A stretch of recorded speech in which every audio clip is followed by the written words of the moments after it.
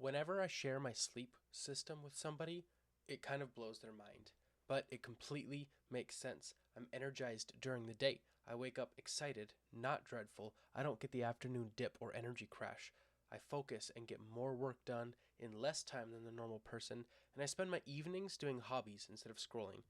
This is how I love it. It's obvious to me that a great night of sleep is the baseline for living out amazing days. But for most, a good night of sleep is a dream that will not come true.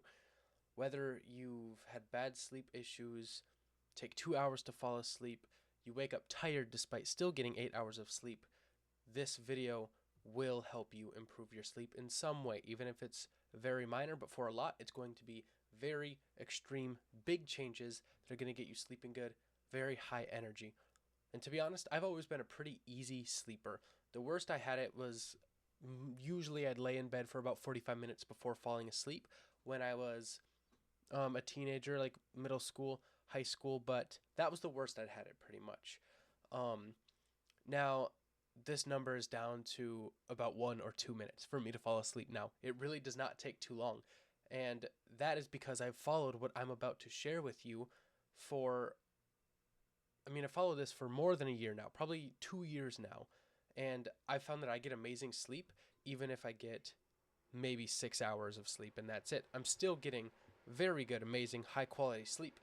Sleep is not about doing nothing, it's about energizing yourself for the following day. While sleeping, your brain lowers its energy use, and this finally gives your brain a break. A lot of people are stuck in stress, sympathetic fight or flight nervous system, and they're going to go and go and go and go, and their brain does not stop. Sleep is a chance for you to relax, and this is so you can generate ATP, which is energy in the cells. This supports cleaner thinking, better focus, and you notice that immediately after quality sleep. From AAA, the driving roadside assistance, drivers miss drivers missing 2 to 3 hours of sleep in a 24-hour period more than quadrupled crash risk compared to drivers getting 7 hours of sleep. That's big. That's huge. Quadrupled your chances of car accidents. That's very dangerous. Your sleep has an obvious effect on your brain. It also has a significant effect on your body, but it isn't as always noticeable, but it is still certainly there, especially when it's compounding and you're getting great sleep, great sleep, great sleep, and then maybe you go through a phase where like a week or so you're not getting great sleep. Your body will feel that, but that's more of an upkeep thing. But your brain, very, very noticeable positive changes, and your energy as well. Quality sleep keeps your hormones balanced how they're supposed to be. Cortisol is a really big one, and it's going to keep you less stressed and help maintain your metabolism if you're getting quality sleep that's regulating your cortisol and your other hormones, but only with proper sleep. Cortisol is also responsible for your circadian rhythm, which is your sleep and wake cycle, your natural body's clock, blood sugar, and immune response. Put simply, if you are not getting proper deep sleep, your sleep wake cycle, circadian rhythm, is not efficient, which is actually making your sleep worse. Your hunger and appetite are out of whack. Your body's systems and hormones are not working how they're supposed to be because of hormonal imbalances. And so much more. I'll just keep it at that for now, but it is so much more, and I'm sure you felt the effects on days where you're not sleeping great. I remember my mornings used to look like before I got quality sleep, and it was not so good. I'd wake up and hear my alarm and immediately think like, "Oh fuck my alarm!" Like anger, anger, immediately anger. Um, I'd turn it off and I'd go lay back in bed to like get revenge on my alarm. Like I was like, "Oh my alarm!" Get back in bed. It sounds funny now just thinking about it, but this was my real life.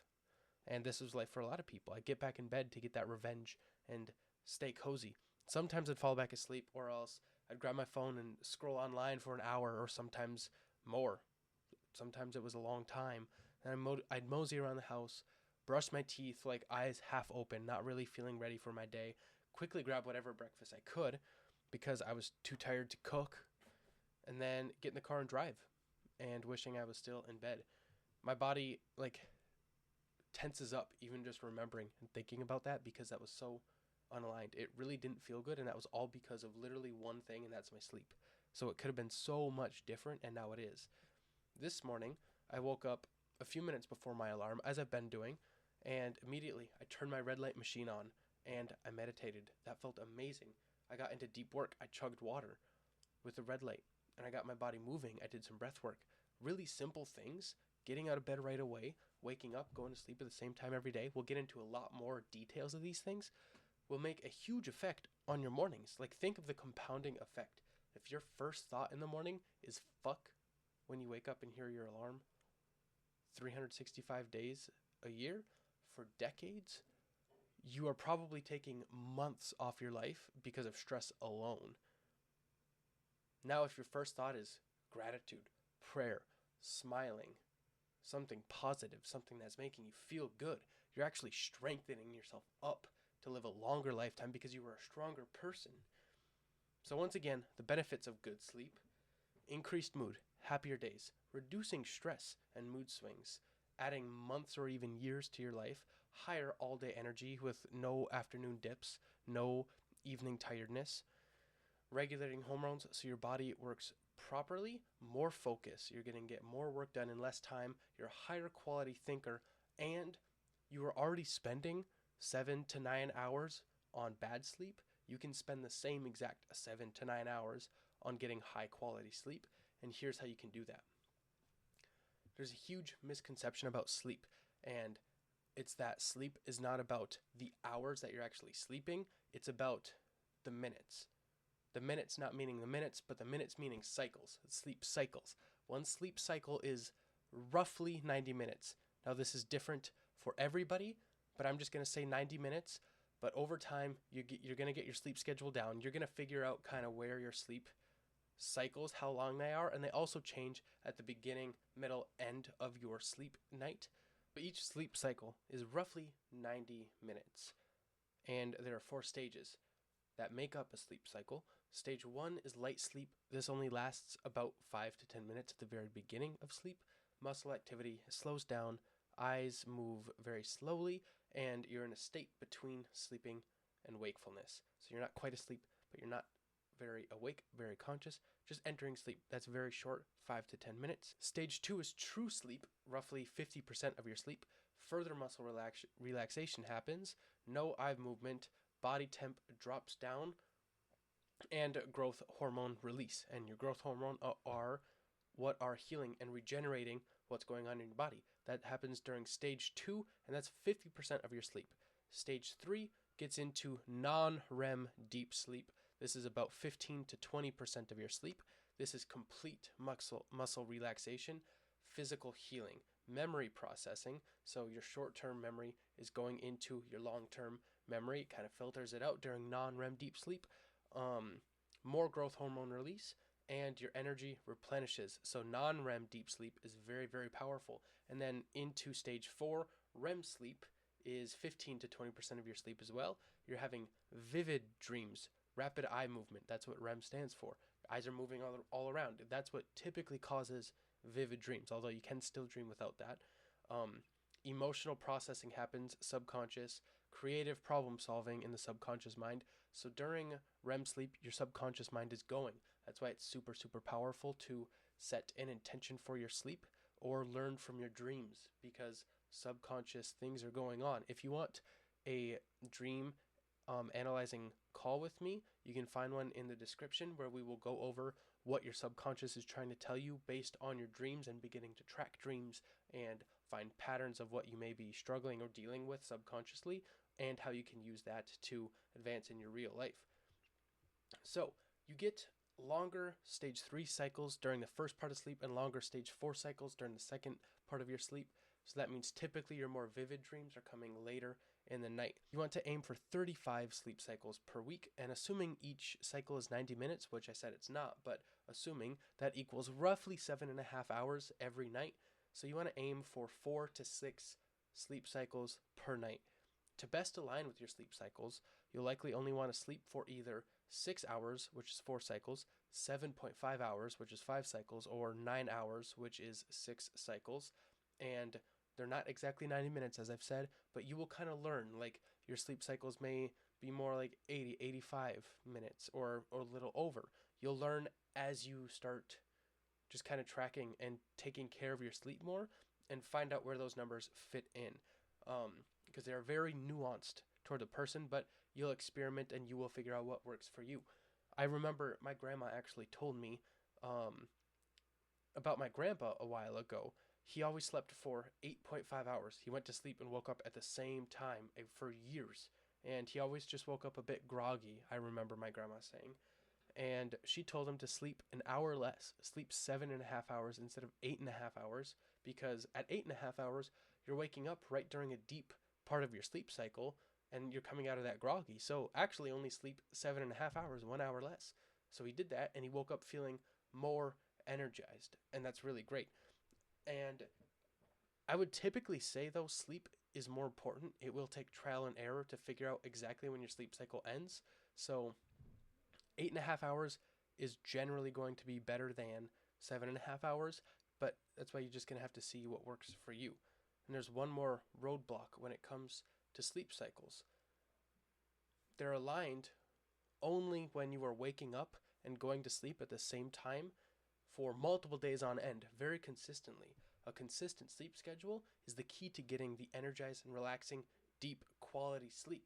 A consistent schedule of bad sleep is just a routine induced coma that does absolutely nothing for you because you're not regenerating, you're not getting quality sleep cycles because they're not efficient.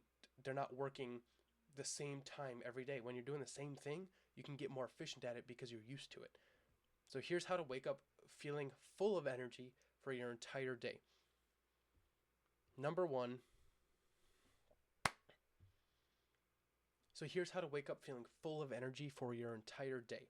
If you want to get perfect, energizing sleep, you must treat your sleep like a ritual, not a routine. Routines are boring and monotonous, and rituals are sacred and special. That is what your sleep is. So number one is the caffeine window. I don't drink caffeine 90 to 120 minutes after waking up. I'm up at 6. I usually don't drink anything until like 7:45 or 8.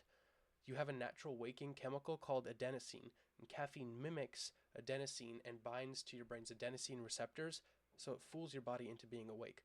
But in the meantime, your body's still building up adenosine, but it can't go anywhere because the caffeine is in the adenosine receptors. So then, when the caffeine kind of wears off eventually, the adenosine all rushes onto the receptors, and that's the crash. That's exactly what the crash is. That's what's making it happen.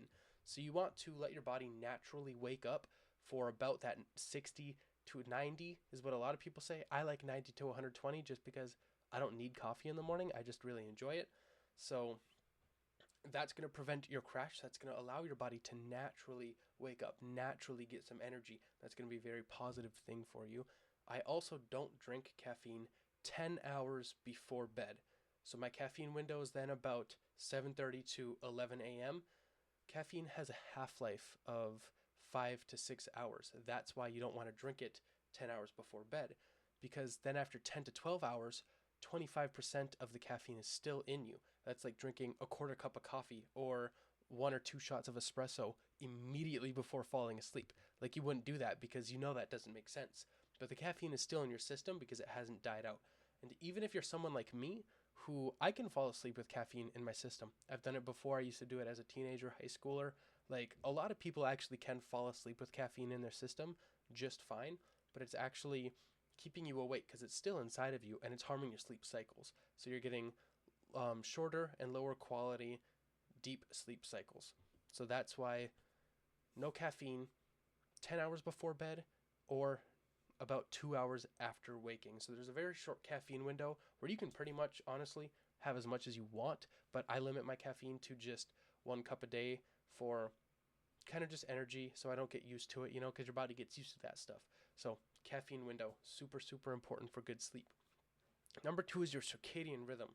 Your circadian rhythm is your body's natural sleep and wake clock. It tells you when to get tired at night, when to naturally wake up in the morning, when to have peak energy or focus throughout the day. When this is disrupted, you're severely harming your sleep because your body doesn't know when it's supposed to be sleeping or awake. Then once you get to bed, you lay there for an hour because you don't know when to fall asleep and your sleep quality drops a lot. Choose a wake up time and follow it every single day, and choose a bedtime and follow that every single day. This is going to completely set that natural clock on the same exact schedule, getting everything very, very, very efficient So once it's a routine, it's going to benefit you in other ways because your circadian rhythm runs the clock for almost every single other system in your body too, not just sleeping and waking. So that's going to be very crucial once you get that set. And the biggest factor affecting your circadian rhythm is light. Once I wake up, I try to get sunlight immediately. The sunrise is higher in red infrared light waves, which signal your body to begin waking up. That's what the sunrise is giving. Like, think on the light spectrum. You got red on one side, infrared, and then you have blue, purple, UV on the other side. Getting sunlight right away in the morning is non-negotiable because of how crucial it is. I'd say minimum of 15 minutes outside is always great. If you wake up before the sunrise, if you wake up before the sunrise, I would recommend getting a red light therapy machine. I have mine right here, and I use this thing almost every day. Every morning, I meditate in front of it just like this. This is also extremely red. It has infrared in it as well, and that mimics the sunrise. So if I'm waking up before the sunrise, I can sit in front of that. I usually meditate in front of that, like I mentioned earlier. That's super powerful. There's a link in the description for that if you want it, and I have a 40% off code, which will also be down there if you're interested. So outside is best, red light is best. You don't want sunlight through a window because modern glass has a lot of protective like filters on it, which aren't actually protective. They just keep out the good rays of the sun. So make sure you're getting the sunlight outside, because outside is around 100,000 lux, and inside light through a window is usually around 1,000. So you're getting very, very, very, very much more light if you just go outside to get the sunlight. And then in the evening, the sunlight is blue. Like, the higher in the sky the sun is, the more UV, the more blue light it's giving during the day. And that's keeping you awake. And then as it sets, it gets a little bit more red again. So again, the red light is really, really great to mimic the sunset. But also, after sunset, we have all of these screens and devices. I have them in front of me right now. I got a computer here, and I got a white LED lamp right here. After sunset, these things are not on. And if they are on, I have red lensed glasses, which you can find at the same link if you want those. And that's blocking blue light straight from my eyes. So that's going to be really powerful for things I can't really control, but other things I can control. My phone, my laptop, I don't use. And if I do, it's a red light filter. And instead of LED bulbs or watching TV and things like that, I use incandescent light bulbs because those are natural heat, more on the red infrared. They're not artificial. LEDs flicker very fast, so it's best to turn these things off. And one big objection that I usually feel to this, or that I used to feel to this, was, okay, well, what do I do with the time then? This is the perfect time to wind down, read, sit by the fireplace, pick up a new hobby, play guitar. I play guitar when I was learning it. It was like 1 or 2 or more hours a day. Really great time to pick up a new hobby or go inwards, some mindfulness, journal, do breath work, meditate, just wind down from the day, go for a walk outside. These are great times to pick up a new hobby. So if you work inside all day, one more thing, if you work inside all day, I'd also recommend taking your lunch break outside, so you get some of that peak day sunlight. That's going to give you just an even extra boost of energy if you're inside, not by a window, don't really know where the sun's at in your day. Lunch break outside is going to be very, very powerful. And number 3 is bedroom optimization. These are just kind of little things that I didn't really fit into a category and weren't big. Just a couple sentences on them each that are going to make a really, really big difference, especially when all put together and along with circadian rhythm and the caffeine window. So first thing is your body's temperature naturally falls a few degrees when sleeping.